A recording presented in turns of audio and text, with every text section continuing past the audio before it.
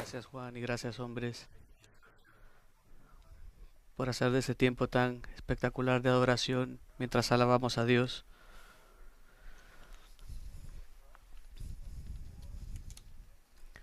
Siempre es un privilegio venir delante de los hombres que están preparándose para el ministerio, para hacer,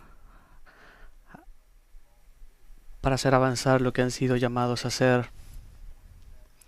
Y pensé en esta mañana que sería bueno hablar con ustedes lo que define mi entendimiento del ministerio, no de una perspectiva personal, sino ministerial.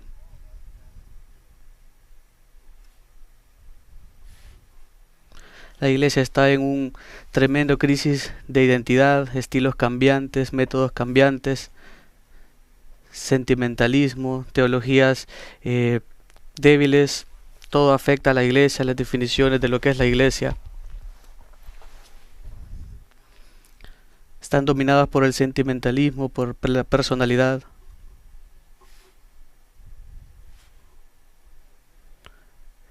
El sentimentalismo de algunas iglesias, el narcisismo de otras iglesias. No hablan bien de la iglesia, todas estas cosas. Sin embargo, ¿cómo debemos pensar nosotros acerca de todas estas cosas? Acerca del liderazgo de la iglesia. Una manera muy útil de hablar acerca de esto es ir a la definición que tenemos en la revelación de la Escritura. Me refiero a la teología de la iglesia, que está explícitamente revelada en la Escritura. Y creo que nos ayuda mucho si pensamos en la iglesia en términos diferentemente, sino que hablemos del reino de Dios. En Colosenses capítulo 1 se nos recuerda que Él nos liberó del dominio de las tinieblas, versículo 13, y nos trasladó al reino de su amado Hijo. Dios nos ha transferido hacia el reino sobre el cual su Hijo es el Rey. Y es en Él que tenemos redención, el perdón de los pecados. Debemos pensar en la iglesia como el reino donde Dios reina.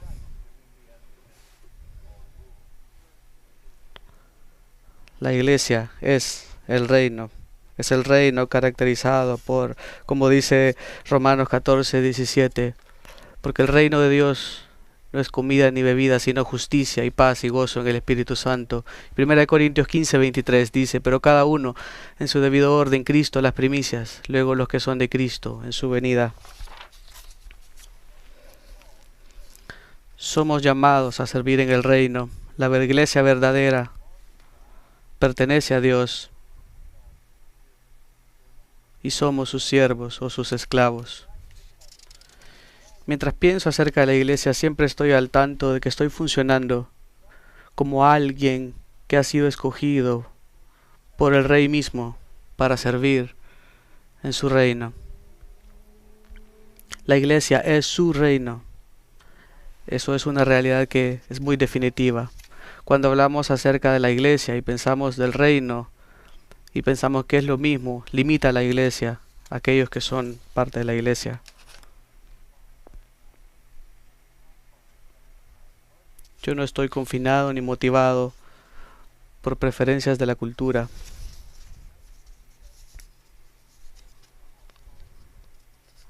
Las encuestas no definen la naturaleza del ministerio. Las expectaciones no sirven de nada. No sirven las encuestas del público, lo que opina la persona.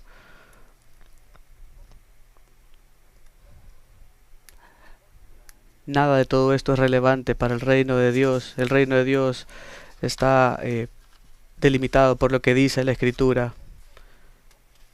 ¿Qué es el centro y qué es la circunferencia del reino? Es lo que la Biblia dice.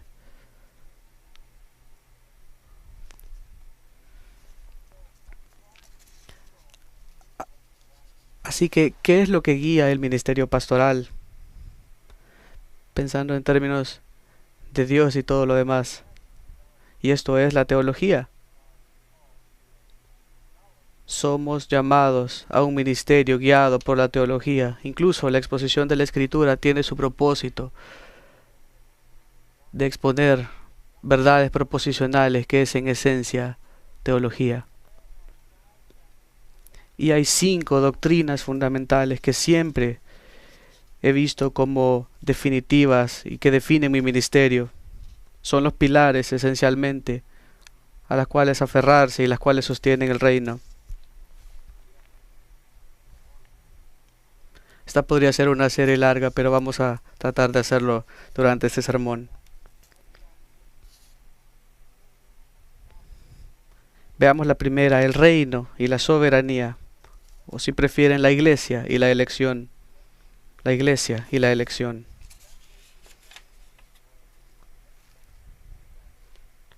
La doctrina fundamental es la doctrina de la elección, en que Dios es soberano sobre su reino y es Él el que decide lo que pasará en su reino.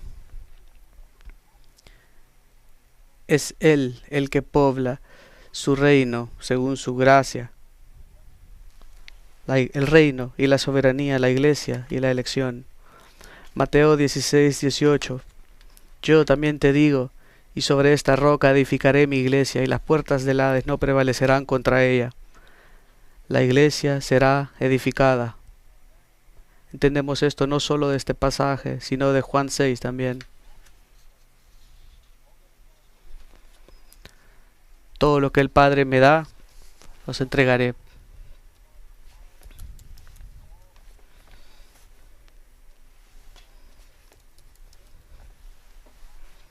Esto es lo que define, es el inicio de nuestra comprensión acerca de la iglesia, es el reino de todos aquellos que han sido escogidos y soberanamente llamados y puestos y colocados en Cristo.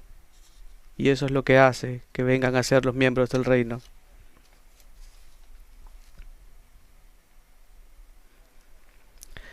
Busquen conmigo Tito 1, 1 y 2. Pablo, siervo de Dios. Y esa es otra manera de que reconozcas a ti mismo como siervo de Dios y apóstol de Jesucristo, conforme a la fe de los escogidos de Dios.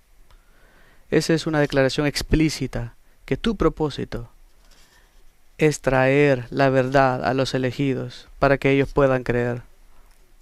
Traer la verdad a los escogidos para que puedan creer, conforme a la fe de los escogidos de Dios y al pleno conocimiento de la verdad, que es según la piedad, con la esperanza de vida eterna, la cual Dios, que no miente, prometió desde los tiempos eternos. Pablo dice, soy esclavo de Dios, y mi esclavitud se define como ser un apóstol o un enviado por Cristo Jesús para traer la verdad a los escogidos, para que puedan creer y venir a ser santos y recibir vida eterna, porque este es el plan que Dios determinó y prometió desde antes de la fundación del mundo, literalmente desde antes que el tiempo comenzara.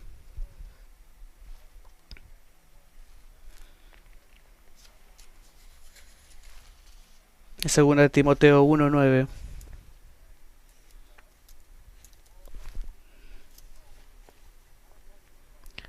Dice, quien nos salvó y nos llamó con un llamamiento santo, no según nuestras obras, sino según su propósito y según la gracia que nos fue dada en Cristo Jesús desde la eternidad. Nuevamente el Señor está edificando su iglesia y estamos ahí para predicar el Evangelio, para que los elegidos puedan escuchar y creer y sean llamados eficazmente por medio del Evangelio y por medio del Espíritu Santo. Sean llamados a la iglesia y al reino.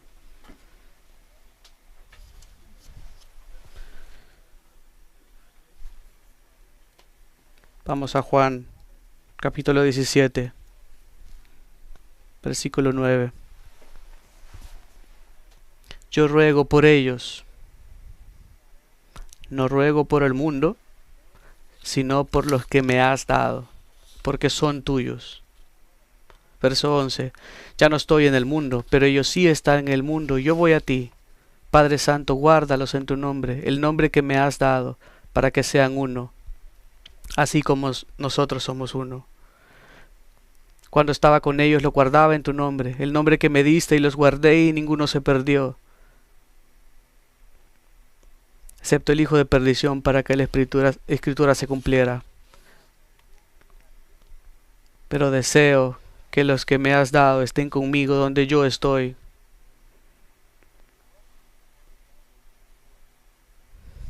En repetidas ocasiones ora por aquellos que el Padre le ha dado. Nuevamente esto es explícito.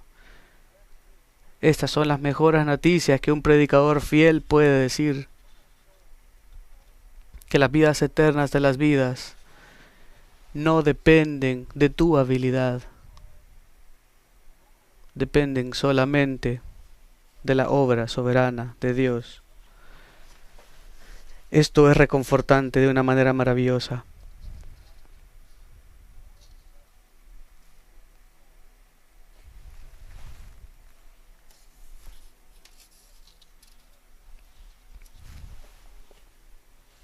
Leamos Romanos capítulo 8.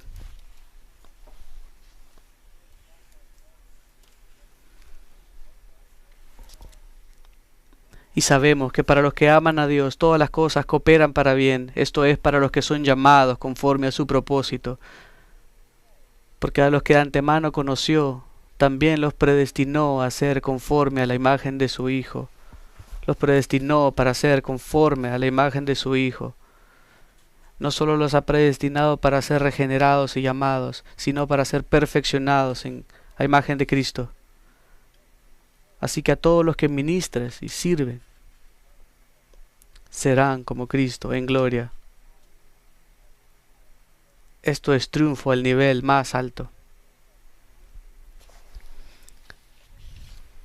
Los predestinó conforme a la imagen de su Hijo, para que Él sea el primogénito entre muchos hermanos. Y a los que predestinó, a estos también llamó. Y a los que llamó, a estos también justificó. Y a los que justificó, a estos también glorificó. Nada puede cambiar esto, como vemos que dice más adelante. Nada, absolutamente puede cambiarlo. Entender esto es fundamental para el ministerio pastoral. La iglesia y la elección, es importante que lo entendamos, el reino y la soberanía. Vayamos a 2 Corintios 2, versículos 12 al 17. Aquí está Pablo lidiando con dificultades en el ministerio pastoral con la iglesia de Corinto. Pero noten cómo lo mira él. Versículo 14. A pesar de todo lo que está sucediendo,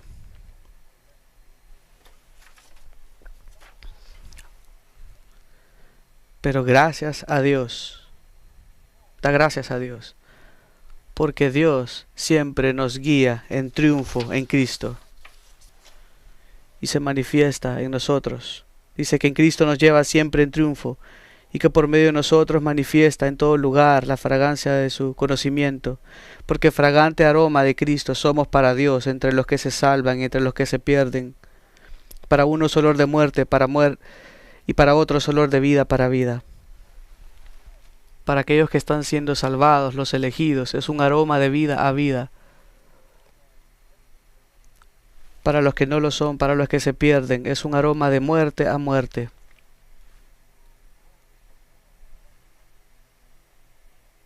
¿La vida de quién podría tener tanto impacto? Esa es la pregunta. Este es un llamado más allá de nuestra imaginación. Cada persona que te escuche podrá escuchar un aroma de muerte a muerte o un aroma de vida a vida.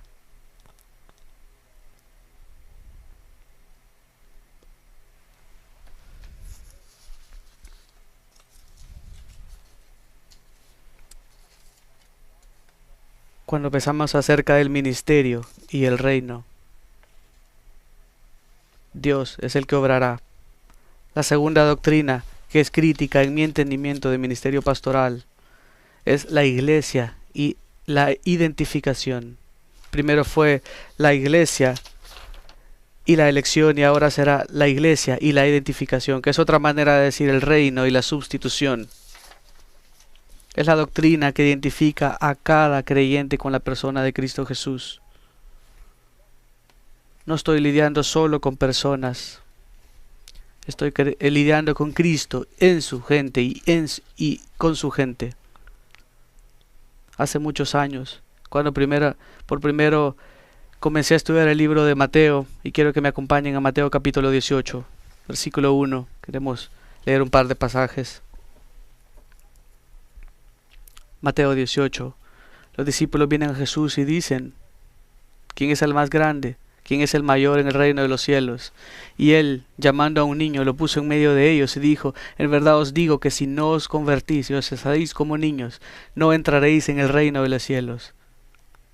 Así pues, que cualquiera que se humille como este niño, ese es el mayor en el reino de los cielos. Y el que recibe a un niño como este, en mi nombre, a mí me recibe. Y se refiere a aquellos que muestran esa fe como un niño, esa fe que salva.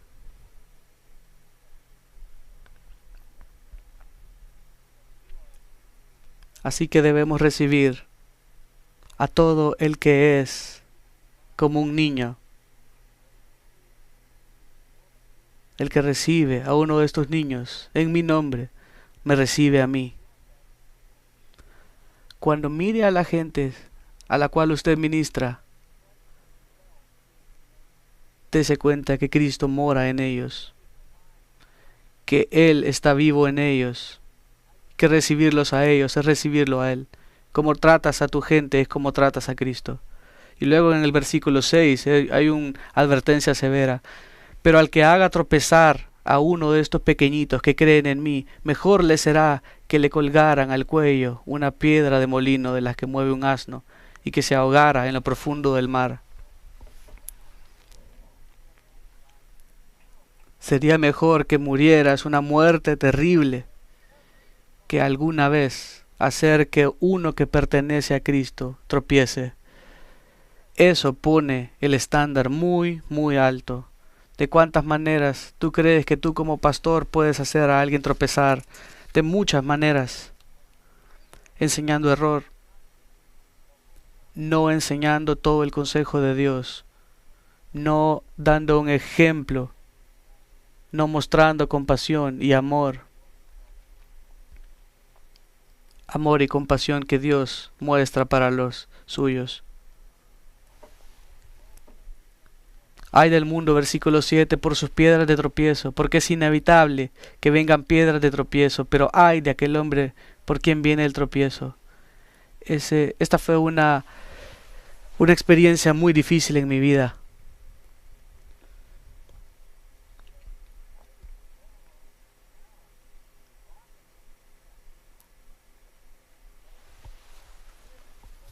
Yo estaría mejor vivir de cualquier otra manera que hacer que alguien tropiece en la fe. Así de grande es la responsabilidad que Dios ha puesto.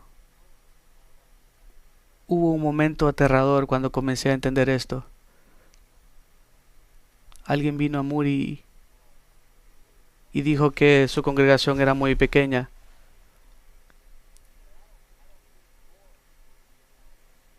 No necesito más gente por la cual ser responsable. Así que cuando estés listo para recibir más gente, tendrás mucha más responsabilidad. Hay que tener mucho cuidado.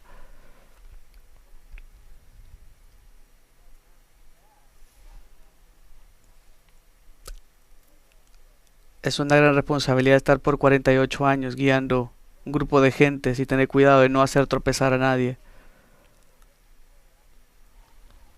Si tu mano o tu pie es ocasión de pecar, córtalo y échalo de ti. Versículo 8. Te es mejor entrar en la vida manco o cojo que teniendo 2 manos y 2 pies ser echado en el fuego eterno. Versículo 10. Mirad que no despreciéis a uno de estos pequeñitos, porque os digo que los ángeles en los cielos contemplan siempre el rostro de mi Padre que está en los cielos.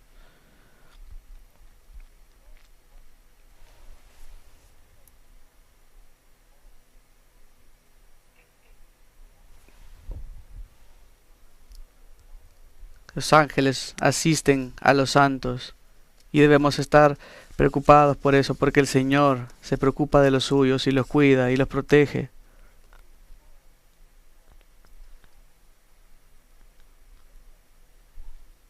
son todos los que le pertenecen al Señor, son de Él y son suyos, y los cuidará y los protegerá. Vamos a Hechos,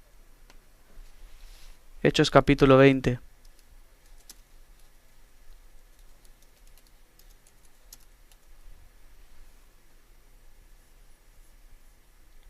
Hechos 20:28. Tened cuidado de vosotros y de toda la grey, en medio de la cual el Espíritu Santo os ha hecho obispos para pastorear la iglesia de Dios, la cual Él compró con su sangre. El recordatorio es claro. El precio fue su propia sangre. El precio con el cual compró su iglesia fue su propia sangre. En 2 Corintios 5 se nos recuerda la muerte sustitutoria de Cristo.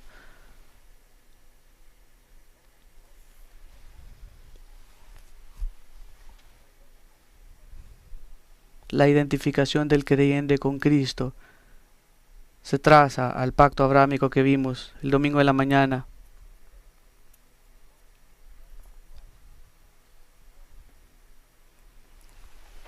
La simiente prometida se refiere a Cristo.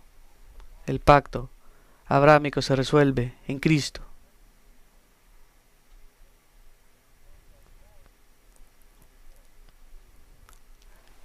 La semilla no es algo colectivo, se refiere a uno, al Mesías. Abraham entendió esto cuando Dios le dijo que le daría una simiente y que aunque tendría muchos descendientes, que todo esto apuntaría a Cristo, y todos los que están en el cielo estarán en Cristo y están en Cristo.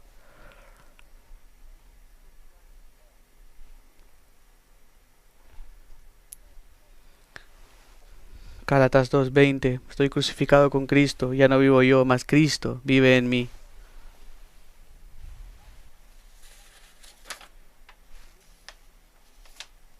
Tenemos que estar conscientes de todo esto, incluso con los más pequeños. Tenemos que tener cuidado de no hacerles tropezar. En Efesios 4, versículo 11, la responsabilidad pastoral se define. Versículo 4, capítulo 4, versículo 11. Y Él dio a algunos el ser apóstoles, a otros profetas, a otros evangelistas, a otros pastores y maestros.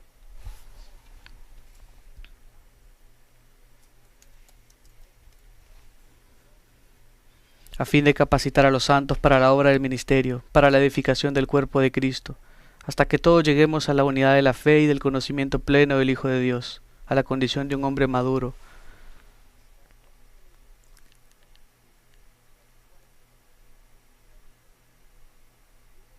Cuando cada creyente viene a ti, es como que si Cristo viene a ti porque Él habita en la vida de cada creyente. Y no podemos hacer que ellos tropiecen, y debemos ayudarles a que crezcan a la plenitud de la estatura de Cristo, como individuos, y como muchos individuos. Entonces tienes una iglesia, algo colectivo que manifiesta la gloria de Dios. No podemos separar a la gente, al pueblo de Dios de Cristo, incluso el más pequeño. No menosprecies a nadie.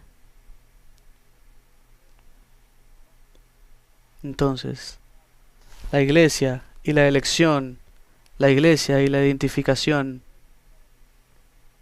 La tercera doctrina que es muy importante para mí es la iglesia y la purificación, o el reino y la santificación. El reino y la santificación.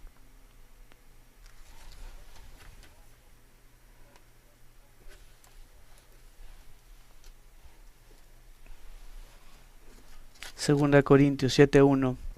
La santificación es el llamado de todos nosotros. Es lo que nos debe definir. Es nuestra responsabilidad. Eso es lo que vemos en Efesios 4, de traer a todos los creyentes a la estatura de Cristo. Esa es la obra de santificación.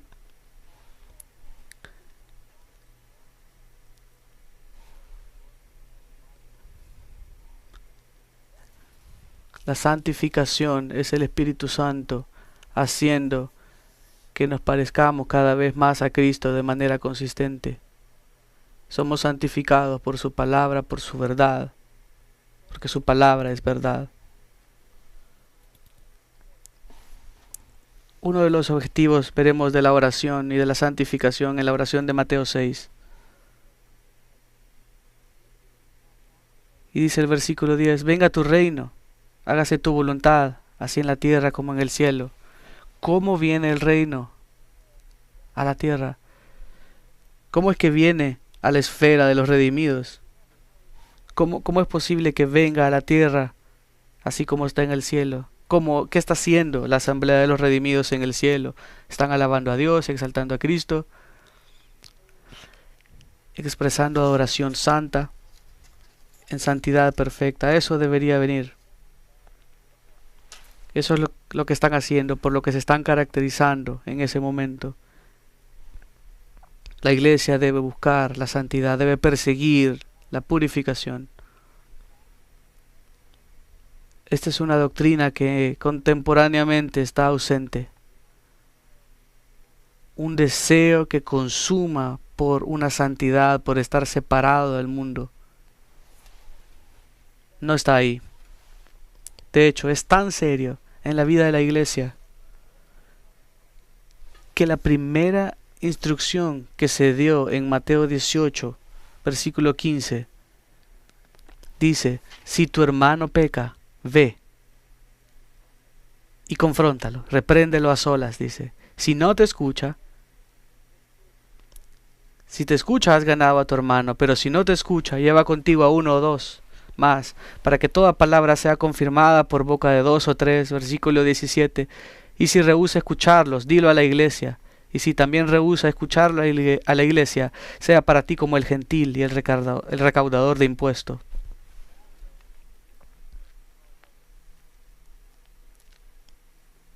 Tenemos que tener cuidado también de otros miembros de la congregación que puedan hacer que otros tropiecen.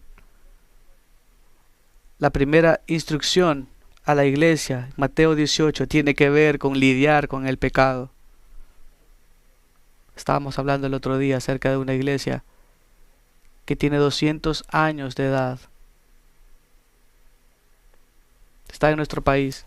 Y solo ahora, y hoy por primera vez en 200 años, han decidido que necesitan practicar la confrontación del pecado como se describe, como se expone en la Escritura.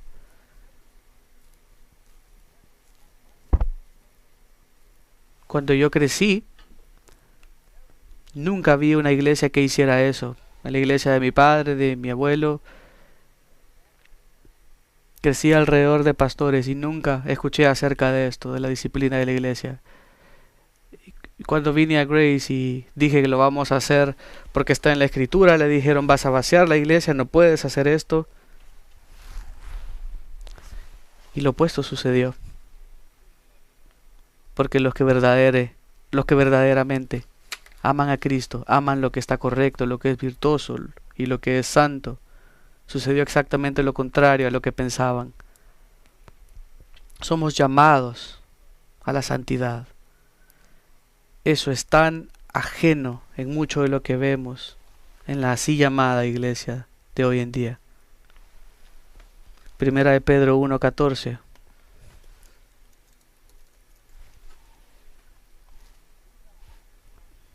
Como hijos obedientes, no os conforméis a los deseos que antes teníais en vuestra ignorancia, sino que así como aquel que os llamó es santo, así también sed vosotros santos en toda vuestra manera de vivir, porque escrito está, sed santos, porque yo soy santo. Y si invocáis como Padre aquel que imparcialmente juzga según la obra de cada uno, conducíos en temor durante el tiempo de vuestra peregrinación, sabiendo que no fuisteis redimidos de vuestra vana manera de vivir, heredada de vuestros padres, con cosas perecederas como oro y plata, sino con sangre preciosa, como de un cordero sin tacha y sin mancha, la sangre de Cristo. El llamado a la santidad. ¿Qué significa eso en el sentido pastoral? Vayan conmigo a 2 de Corintios, capítulo 12. Esta es la respuesta pastoral a esto. Versículo 20, 12, 20. Porque temo que quizás cuando yo vaya halle que no sois lo que deseo, y yo sea hallado por vosotros que no soy lo que deseáis. Que quizás haya pleitos, celos, enojos, rivalidades, difamaciones, chismes, arrogancia, desórdenes.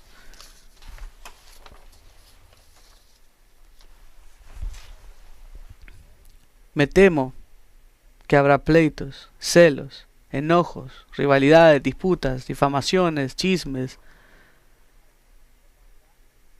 Temo que cuando os visite de nuevo mi Dios me humille delante de vosotros, y yo tenga que llorar por muchos que han pecado anteriormente y no se han arrepentido de la impureza, inmoralidad y sensualidad que han practicado. Esta es la tercera vez que vengo a vosotros, 13:1, por el testimonio de 2 o 3 testigos, se juzgará a todos los santos. Haciendo referencia a Mateo 18. Dije previamente, versículo 2, cuando estuve presente la segunda vez, y aunque ahora estoy ausente, lo digo de antemano a los que pecaron anteriormente y también a todos los demás, que si voy otra vez, no seré indulgente. Esa es la tarea pastoral. Esa es la tarea pastoral. Si está buscando evidencia de Cristo que habla en mí y el poder de Dios, ahí está la prueba. Yo confrontaré tu pecado.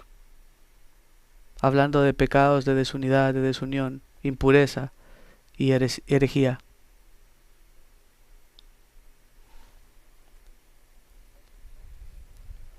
La iglesia y la purificación, el reino y la santificación, ese es el tercer pilar para el ministerio pastoral. El cuarto es la iglesia y la revelación, o el reino y la escritura. La iglesia y la revelación, o el reino y la escritura. Y para esto, tal vez deberíamos de escuchar las palabras de Pablo a Timoteo en 1 de Timoteo 3:15. Pero en caso que me tarde, te escribo para que sepas cómo debe conducirse uno en la casa de Dios, que es la iglesia del Dios vivo, columna y sostén de la verdad. Es columna y sostén de la verdad.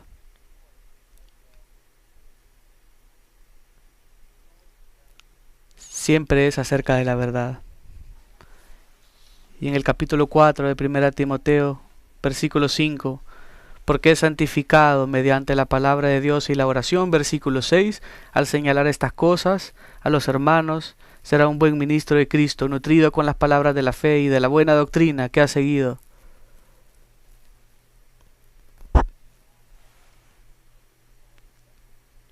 Eso es lo que es el ministerio. Es un alimentarse, un nutrirse constantemente de la palabra de la fe, las palabras divinas de Dios, como están escritas en su palabra. Más adelante en el capítulo 4, versículo 11, esto manda y enseña.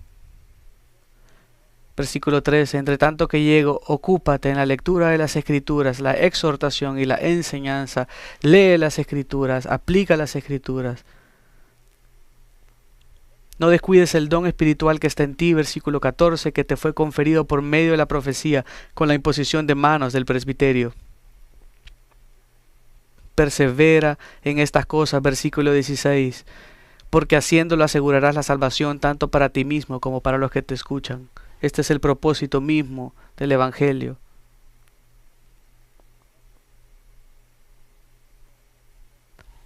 Vamos a lo que dice Pablo en 2 de Timoteo, capítulo 4, versículo 2. Predica la palabra, insiste a tiempo y fuera de tiempo.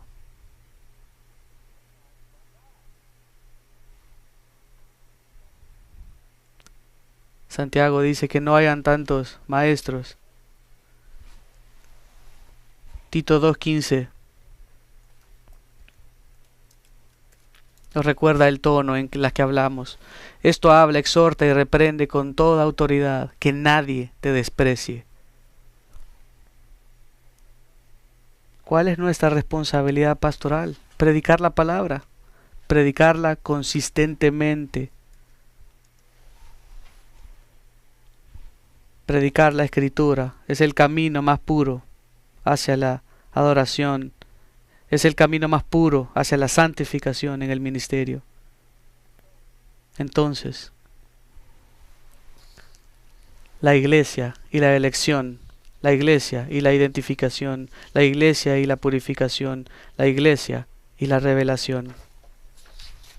Y un último punto. Es otro de los pilares que ha sido tan importante para mí.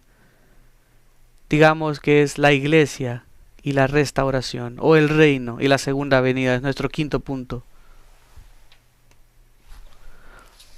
El primero fue la iglesia y la elección, el segundo la iglesia y la identificación, el tercero la iglesia y la purificación, el cuarto la iglesia y la revelación, y el quinto la iglesia y la restauración. Parece que hoy en día la escatología ha sido empujada, ha sido relegada al último lugar. No puedes pensar en que Dios es honrado si no eres fiel.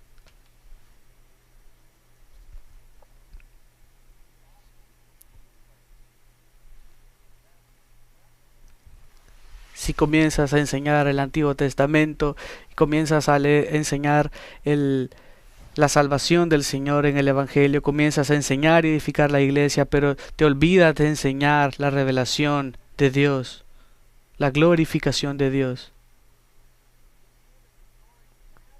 El final de la historia importa, es importante.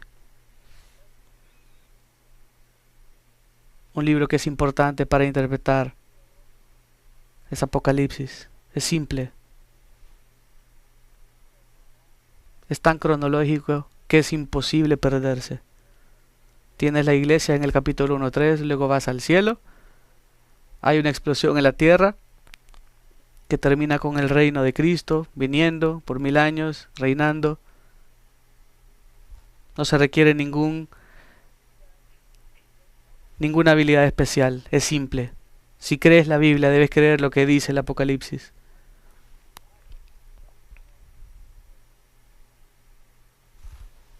El texto es claro, no tienes que inventar nada, solo tienes que leerlo. ¿Por qué importa? Es importante.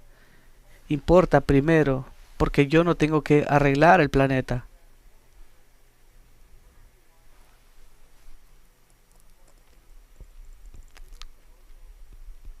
Tú no puedes arreglar el mundo por más que quieras.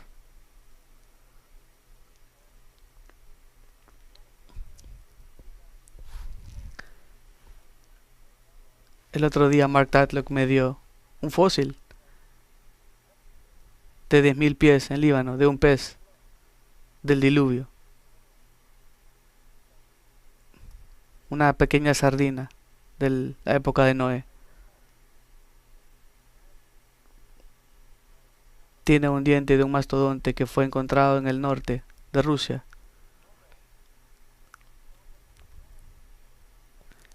Que tenía plantas tropicales en su estómago.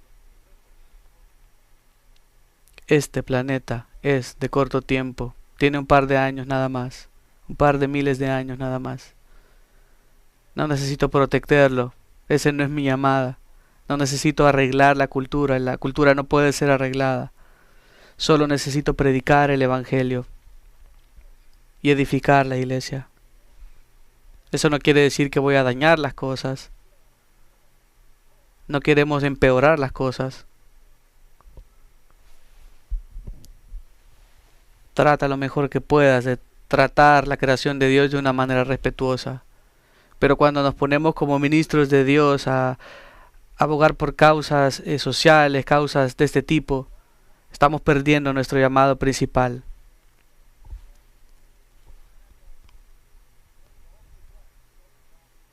Todo lo que queda hoy parece en algunas denominaciones es evangelio social. Ahora tenemos a los evangélicos haciendo justicia social, el medio ambiente, el clima. No podemos arreglar el planeta. No se puede arreglar y no podemos cambiar la cultura. No hay ningún mandato para arreglar la cultura. La cultura es lo que es. Y está totalmente bajo el control soberano de Dios. Romanos 1 dice que ira de Dios se revela, y cuando la ira de Dios se revela, los entrega a una revolución sexual, inmoralidad, a una inmoralidad sexual. Y luego de la revolución sexual, están en una revolución homosexual. Y el tercer paso es que Dios les da una mente reprobada. Yo solía preguntarme, ¿qué es una mente reprobada? Eso es cuando sabes si no eres un hombre o una mujer y estás tan convencido que no eres lo que eres, que literalmente quieres crear leyes para proteger tu pecado. Dios está en control de todo esto. Todo lo que vemos ahora, eso está claro en Romanos 1.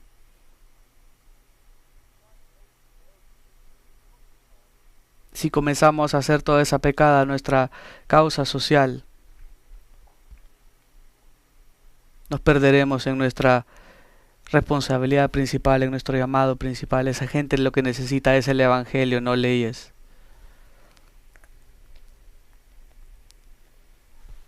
Lo que importa es que sepamos que Él viene pronto, que creamos en la segunda venida y que lo esperemos. Primera de Juan, capítulo 3.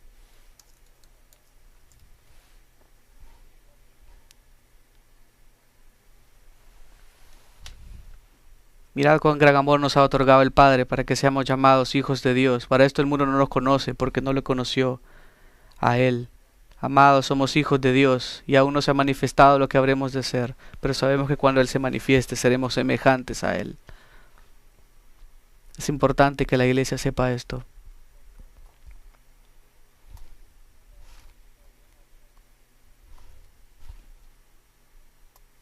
Que no tengamos miedo porque Él viene, sino que anhelemos que Él venga. Estamos viviendo en el final de la era, por supuesto.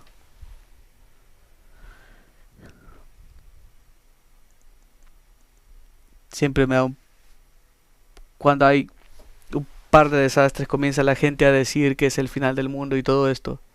Siempre ha sido así. El rapto de la iglesia es un evento sin señal. Los eventos que dice la Escritura pasan después de que la iglesia ha sido tomada. Pero es importante que nosotros enseñemos a la gente a vivir a la luz de que Cristo vendrá y que Él restaurará este planeta, que Él traerá paraíso nuevamente y que Él creará una tierra nueva y un cielo nuevo. No debemos arreglar la cultura, no debemos arreglar el medio ambiente. Es un planeta desechable.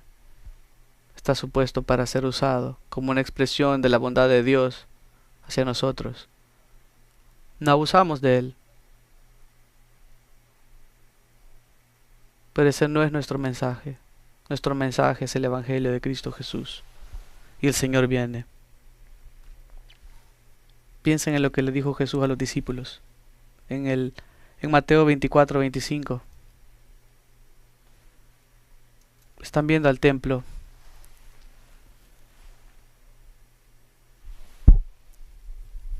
Y Él está hablando acerca de su retorno. Está dándoles toda clase de detalles de lo que sucederá cuando Él regrese. Incluso entonces, 2000 años atrás, Él quería que ellos vivieran a la expectativa de un inminente regreso de Él. Nuestro Señor viene a juzgar, viene a salvar, viene a reinar, viene a establecer su reino milenial con nosotros.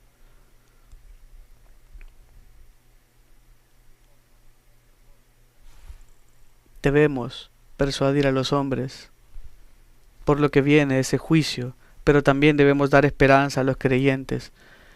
La esperanza no está en alguien que resuelva o que arregle el planeta, sino en que Él regresará.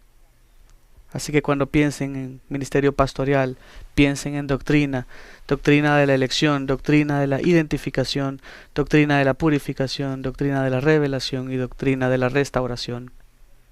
Estas no son flexibles, son realidades inamovibles que deberían ser los pilares de nuestro ministerio.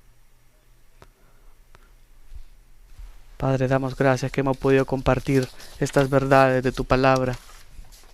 Y Señor, entendemos que Tenemos un llamado santo, un llamado alto, un llamado que está más allá de nuestras capacidades. Estamos completamente inadecuados, Señor, pero tú has hecho que triunfemos en Cristo y nos gozamos en esto, Señor. Te damos gracias que has tomado estas vasijas de barro, Señor, y has puesto en nosotros el Evangelio de gloria de Dios brillando en el rostro de Cristo Jesús, y nos has dado el privilegio de proclamar esto y de guiar a tu iglesia, tu reino, y que siempre sepamos que este es el reino de Dios en el cual servimos. Nosotros somos los súbditos del gran rey que compró a su gente con su sangre, por quienes murió y por quienes vive y a quienes preserva y a quienes glorificará. Que siempre tengamos en mente la responsabilidad de estas personas que pertenecen al gran rey y que los tratemos como tratamos a Cristo cuando viene a nosotros en ellos. Que seamos fieles a pesar de las tendencias de lo que venga, de métodos nuevos, nuevas ideas, que seamos fieles a estos pilares inamovibles en el ministerio. Que cumplas tus propósitos a través de nosotros. Te lo pedimos de manera humilde, en el nombre de Cristo Jesús. Amén.